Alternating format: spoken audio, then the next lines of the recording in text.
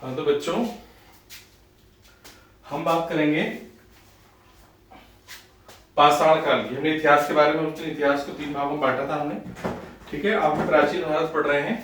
प्राचीन भारत में हम शुरुआत करते हैं पाषाण काल से। तो पाषाण काल, पाषाण का मतलब होता है पत्थर।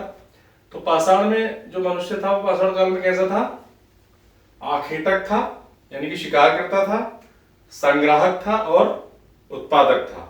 यानी कि पाषाण काल में उसने 3 काम किए। उसने आखेट करना सीखा, किसी चीज को संग्रह करना, इकट्ठा करना सीखा, और उत्पादन, किसी चीज का उत्पादन करना उसने सीखा। पाषाण काल की शुरुआत होती है वो 2 करोड़ वर्ष पूर्व मानव विकास प्रक्रिया से होती है। हम सभी जानते हैं कि मानव का जो विकास हुआ, जो मानव की विकास प्रक्रिया प्रारंभ हुई, उस समय मनुष्य कैसा था? एक पशु के समान था। उसने क्या किया? मनुष्य ने बाद में जब उसमें परिवर्तन हुआ तो उसने दोनों पैरों पर अपने खड़े होकर सीधे चलना सीखा। और उसके बाद उसने जो है जब वो सीधे चलना सीख गया तो उसने जो है अंगूठे से किसी चीज को पकड़ना सीखा। और उसके बाद क्या हुआ? उसके मस्तिष्क के आकार में और उसके मस्तिष्क के विकास में जो है बढ़ोतरी हुई। और उसके बाद मनुष्य में जो है लंबाई, चौड़ाई और गहराई को समझने की क्षमता का विकास हुआ, जिसे कहा जाता है त्रिव्यापदर्शी दृष्टिकोण। तो मनुष्य ने धीरे धीरे अपना जो है विकास प्रारंभ किया। उसके बाद क्या हुआ? उसने जो है जो वातावरण में परिवर्तन हुआ उससे जो है सामंजस्य स्थापित किया, और जो परिस्थितियां थी उनको जैसे जैसे परिस्थितियों में परिवर्तन हुए उन परिस्थितियों के अकॉर्डिंग उसने चलना शुरू किया मनुष्य ने। और उसके बाद उसने जब ये सारी चीजें उसके अंदर आ गई तो उसने पत्थरों के जो औजार थे उनसे अपनी सुरक्षा के लिए उन्हें जो है हथियार बनाने का काम प्रारंभ शुरू किया। पत्थरों के होने से उसके होने का पता चलता है, यानी कि जो पत्थरों का जो मिलती है, जो पत्थरों की जो आकृतियां मिलती हैं खुदाई के दौरान जगह जगह से प्राप्त होती हैं, उनसे जो है उसके होने का पता चलता है। तो उस पाषाण काल को 3 भागों में बांटा गया। पाषाण काल को क्या कहा जाता है, क्यों कहा जाता है? क्योंकि ये पत्थर का काल था और सर्वप्रथम मनुष्य ने पत्थर के औजारों का, पत्थर की चीज बनी हुई चीजों का उसने प्रयोग किया, इसलिए इसे जो है पाषाण काल कहा जाता है। अब इस पाषाण काल को जो है 3 भागों में बांटा जाता है। एक है पुरा पाषाण काल, दूसरा है मध्य पाषाण काल और तीसरा है नव पाषाण काल। तीनों पाषाण काल जो है ये इनकी जो तीनों समय जो है इनकी अलग अलग विशेषताएं हैं। इनमें तीनों में धीरे धीरे परिवर्तन हुए, धीरे धीरे बदलाव हुए। तो सबसे पहले क्या किया उसने? क्या किया? पुरा पाषाण काल में मनुष्य ने जो परिस्थिति के अनुसार उसने जो अपने आप को रहना शुरू कर दिया, उसने जो सामंजस्य स्थापित कर दिया, तो उसने खुले आसमान के नीचे रहना प्रारंभ किया। वो खुले जो है आसमान के नीचे नदियों के किनारे, तालाबों के किनारे और झरनों के किनारे और जो है उसने जो है रहना प्रारंभ किया। उसने जो है अपना निवास स्थान बनाया। वहां पर उसने निवास स्थान क्यों बनाया? उसने जो है खुले आसमान के नीचे निवास स्थान इसलिए बनाया क्योंकि उसे वहां जो है एक तो जानवरों से सुरक्षा रहती थी और उसे जो है शिकार करने में आसानी रहती थी। धीरे धीरे क्या किया उसने? पत्थर के औजार बनाए और उन औजारों से जो है वो अपनी सुरक्षा करता था और उनसे जो है जो जानवर थे उनसे जो है उनका शिकार करता था और उससे उसे जो है मांस मिलता था जिसे वो खाता था। उसके बाद उसने जो है कंदमूल, फल जो वगैरह प्राप्त होते हैं वो भी उसने खाने प्रारंभ कर दिए और उसको भी खाना जो है उसने सीख लिया। अब उसके बाद जब मनुष्य जो खुले आसमान के नीचे रहने लगा, धीरे धीरे उसे ज्ञान हुआ कि अब जो है उसे बारिश से बचने के लिए या किसी ऐसी चीज से, तेज हवा से बचने के लिए वो गुफाओं का सहारा लेने लगा और जो है उन गुफाओं के अंदर रहने लगा। गुफाओं में रहने से उसे क्या फायदा हुआ? एक तो ये फायदा हुआ उसे कि जो है जो जंगली जानवर थे उनसे जो है उसकी सुरक्षा प्रदान हो गई उसे, और जो है बरसात से, आंधी तूफान से उसे जो है सुरक्षा प्रदान हो गई। उसका कोई भी जो है पुरा पाषाण काल के मनुष्य का कोई भी स्थायी निवास नहीं था। वो अपने भोजन के अकॉर्डिंग ही अपना स्थान बदल देता था, अपनी सहूलियत के हिसाब से अपनी जगह को बदल देता था, और वो लोग जो है एक साथ झुंड में भी नहीं। पहले शुरू में जो है प्रारंभ में जो पुरा पाषाण का प्रारंभ जो होता है उसमें तो झुंड बनाकर नहीं रहते थे, लेकिन जैसे जैसे जो पुरा पाषाण का आखिर होता है मध्य पाषाण काल से पहले, तो वो क्या करते थे? झुंड बनाकर ही शिकार करने लगे और झुंड बनाकर ही रहने लगे। अब उस समय क्या होता था कि उन्होंने जो है चित्रों को भी बनाना सीख लिया।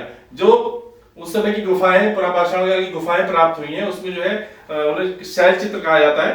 शैल जो है चट्टान को या पत्थर को कहा जाता है। तो वो जो है पत्थरों पर जो चित्र बनाए जाते थे उन पूरा पाषाण काल में उन्हें शैल चित्र कहते हैं। वो जो गुफाएं उस समय की प्राप्त हुई हैं वो उनसे प्राप्त होते हैं। एक उसने क्या किया, पूरा पाषाण के काल के व्यक्ति ने सबसे जरूरी चीज किसकी खोज की, उसने आग की खोज की। यानी कि जो पाषाण काल में आग की खोज की गई। अब आग की खोज कैसे हुई होगी, क्योंकि जब हम पत्थरों को आपस में टकराते हैं तो उससे चिंगारी निकलती है। अब वो कोई बैठा होगा जो है चिंगारी, मतलब पत्थर आपस में टकराए होंगे और जो है उससे चिंगारी निकली होगी, उसी तरीके से उससे आग का ज्ञान हुआ होगा और धीरे धीरे उसने जो है आग के ज्ञान की प्राप्ति कर ली पूरा पाषाण काल में।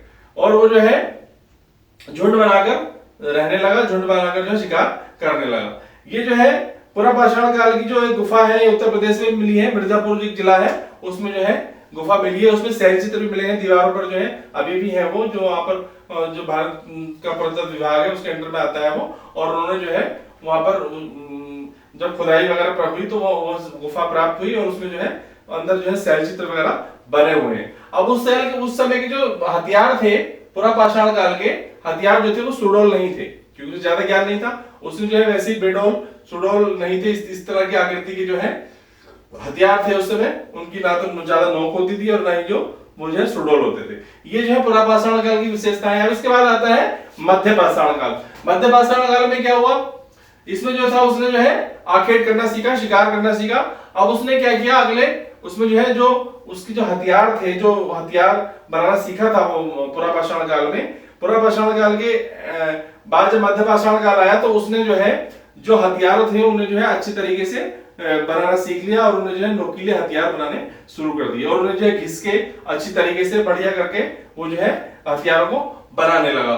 छोटे छोटे हथियार होते थे पहले जो पूरा पाषाण काल में था, उसमें बेडोल और बड़े हथियार होते थे, और मध्य पाषाण काल में पत्थर के छोटे और सुडोल हथियार होते थे। उस समय क्या हुआ, मध्य पाषाण काल में कुछ जलवायु में भी परिवर्तन हुए, प्रकृति में परिवर्तन हुआ, जिसकी वजह से जो है वातावरण में परिवर्तन हुआ और जलवायु जो है उस समय धीरे धीरे गर्म होने लगी। जब धीरे धीरे जलवायु गर्म हुई तो जो बर्फ जमी हुई थी वो धीरे धीरे बर्फ जो है पिघलने लगी। उस बर्फ के पिघलने से क्या हुआ, उर्वरा शक्ति का विकास हुआ। जो मिट्टी थी वो जो है मतलब उसमें जो है उर्वरा शक्ति का विकास हुआ और उसकी वजह से बहुत सारे घास और बहुत सारी वनस्पतियां होगी। और उन वनस्पतियों और घासों के गुण से जो उसमें जो है बहुत सारे जानवर जैसे खरगोश है, हिरन है और जो है नीलगाय है, इस तरीके के जो है भेड़ है, बकरियां हैं, ये उसमें जो है उस समय पैदा हुई।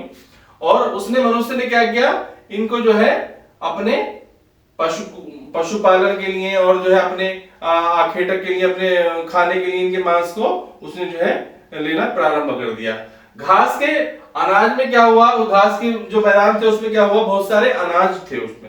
अब उसने क्या किया, उनके जब घास का संग्रह उसने करना प्रारंभ किया जलाने के लिए या अपने नीचे जो है बिस्तर बनाने के लिए या कुछ चीज करने के लिए, तो उसमें क्या हुआ, बहुत सारे बीज प्राप्त हुए उसे घास के माध्यम से। अब जैसे कहीं कहीं आज भी जो है कहीं जो हम अपनी फसल उठाते हैं उसमें कहीं अगर उसके बीज गिर जाते हैं तो वहां पर जो है वो उगाते हैं। इस तरीके से वो कहीं उगाए होंगे, उससे बहुत सारे उससे जो है फसल के बीज मिल गए और बहुत सारी फसलें वो उगाने लगा। सबसे पहली जो फसल उगाई थी उसने जौ की फसल उगाई थी। अब उसने जो है अनाज, जो आजकल के अनाज हैं वो अनाज उस समय की घास में ही सारे मिले। उसने जो है क्या किया, कुत्ते को पालना प्रारंभ किया। यानी कि कुत्ता जो है सर्वप्रथम मनुष्य ने पाला और कुत्ता जो है मनुष्य का पहला पालतू जानवर है। और उसने जो है उसके अपने शिकार में मदद करने के लिए, अपने जो है घर की रखवाली के लिए अपने साथ उसको जो है रखना प्रारंभ कर दिया कुत्ते को। और उसे जो है पूर्ण रूप से मध्य पाषाण काल में खेती का ज्ञान हो गया था। अब उस समय के जो हथियार थे वो इस तरह के थे, पतले पतले हथियार थे, नुकीले हथियार थे। मध्य पाषाण काल में वो जो है संग्राहक बन गया। उसने जो है जो फसलें उगाता था वो उनका संग्रह करना प्रारंभ कर दिया। नव पाषाण काल आते आते मनुष्य में जो है बहुत बड़ा परिवर्तन हुआ और जो है मनुष्य ने क्या किया, पूर्ण रूप से नव पाषाण काल में खेती करना प्रारंभ कर दिया। मानव सभ्यता का सबसे बड़ा परिवर्तन जो हुआ वो नवपाषाण काल में हुआ, क्योंकि इस समय ही जो है उसने जो है खेती प्रारंभ कर दिया। उसने जो है इस समय ही जो है नवपाषाण काल में पहिए का आविष्कार किया। पहिए का आविष्कार करने से उसे क्या फायदा हुआ? एक तो उस पहिए के आविष्कार से उसने क्या किया, उस पहिए को जो है अपनी सवारी ढोने के लिए, सामान ढोने के लिए जो उसने यूज करना प्रारंभ किया, और जो है उसने जो है बर्तन बनाने के लिए पहिए के चाक का आविष्कार किया, और जो है मिट्टी के बर्तन बनाने लगा नवपाषाण काल में। और उस समय के जो पत्थर के हथियार थे वो बहुत सुडौल होते थे, और 2-3 हथियार जो थे उनमें जो था हथौड़ी थी, और जो है कुल्हाड़ी थी, हाशिया था। ये कुल्हाड़ी और हाशिया उस समय के 2 प्रमुख हथियार थे, जो वो अपने कुल्हाड़ी और हथियार अपने शिकार में, और जो हाशिया वगैरह अपनी घास वास काटने के लिए, फसल को काटने के लिए प्रयोग करता था, प्रमुख औजार थे। पशुपालन का उसने प्रयोग करना प्रारंभ कर दिया। उसने जो पशुओं को पालना प्रारंभ कर दिया। पशुओं से क्या फायदा हुआ उसे? नवपाषाण काल में मनुष्य ने पशुपालन प्रारंभ कर दिया, और पशुपालन से उसे फायदा हुआ कि उसने जो है उसे दूध मिलने लगा, और जो है उसने जो है उन पशुओं को जो है उनका मांस खाना प्रारंभ कर दिया। उनको मांस को जो है मांस खाने के लिए, दूध के उत्पादन के लिए उनका प्रयोग करने लगा। मिट्टी के बर्तनों को उसने जो है बनाना प्रारंभ कर दिया था नवपाषाण काल में, और उसने क्या किया, उसने जो है उन पर नक्काशी, जो मिट्टी के बर्तन थे उस पर नक्काशी और चित्रकारी उसके चारों तरफ बहुत अच्छे से बनाना प्रारंभ किया उसने नवपाषाण काल के मनुष्य ने। और वो जो क्या करता था, उन्होंने जो है जब कोई व्यक्ति मर जाता था तो उसके साथ वो हथियार और खाने पीने का सामान और बर्तन वगैरह उसके साथ रखते थे, उसे कब्र में दफनाते थे। उन्हें ये भरोसा था कि व्यक्ति को मरने के बाद इन चीजों की, जो जीते हुए जरूरत पड़ती है, मरने के बाद भी इन चीजों की जरूरत पड़ती है। यानी कि सबों के साथ उन्होंने जो है खाने पीने की चीजें, हथियार, बर्तन और ये चीजें जो है रखना प्रारंभ किया। नवपाषाण काल में सबसे बड़ी खोज जो हुई वो हुई तांबे की धातु की खोज। तांबे की धातु की खोज का उसने प्रयोग किया नवपाषाण काल में, इसलिए इसे जो है ताम्रपाषाण काल भी नवपाषाण काल को कहा जाता है। नवपाषाण काल का दूसरा नाम जो है ताम्रपाषाण काल भी है। तांबे को उसने क्या किया, उसने जो है पिघलाना भी सीख लिया। तांबे की धातु को उसने पिघलाना सीख लिया। उसने तांबे और टिन की माध्यम से दोनों धातु को पिघलाकर, तांबे और टिन को पिघलाकर उसने क्या बनाया, कांसा के बर्तन भी बनाए उसने। कांसा का उसने नई धातु का आविष्कार किया। तांबे और टिन को बनाकर उसने कांसे की धातु का आविष्कार किया। अब जो उस समय के बर्तन जो होते थे, हथियार जो होते थे, वो काफी अच्छे होते थे। उनपे जो है काफी जो है घिसे हुए होते थे, पॉलिश हुआ होता था, और जो है काफी अच्छी तरीके से सुडौल होते थे और नुकीले होते थे, बहुत धारदार होते थे और बहुत प्रयोग में लाए जाते थे वो जो ये जो है। और जो ये इस तरीके के उसने जो है मिट्टी के बर्तन भी उस समय बनाए, मतलब घड़े बनाए, और जो है मिट्टी के बर्तन बहुत सारे बनाए, उनपे जो है नक्काशी की, चित्रकारी की। ये इस समय क्या कहलाया, ये जो है उत्पादक कहलाया। यानी कि पूरा पाषाण काल में वो कहलाया आखेटक, शिकार करने वाला मनुष्य, और मध्य पाषाण काल में क्या कहलाया, वो संग्राहक कहलाया। चीजों को रखने का, संग्रह करने का उसे ज्ञान हो गया। और नवपाषाण काल में क्या क्या कहलाया, वो उत्पादक कहलाया। वो जो है वस्तुओं का उत्पादन करने लगा, चीजों को जो है अपने लिए, अपनी सहूलियत के हिसाब से बनाने लगा, इसलिए वो उत्पादक कहा गया। ये जो है पाषाण काल का पूरा युग हो गया। इसको जो है समझने के लिए जो है हमें जो है अच्छी तरीके से पढ़ना पड़ेगा। ठीक है, धन्यवाद।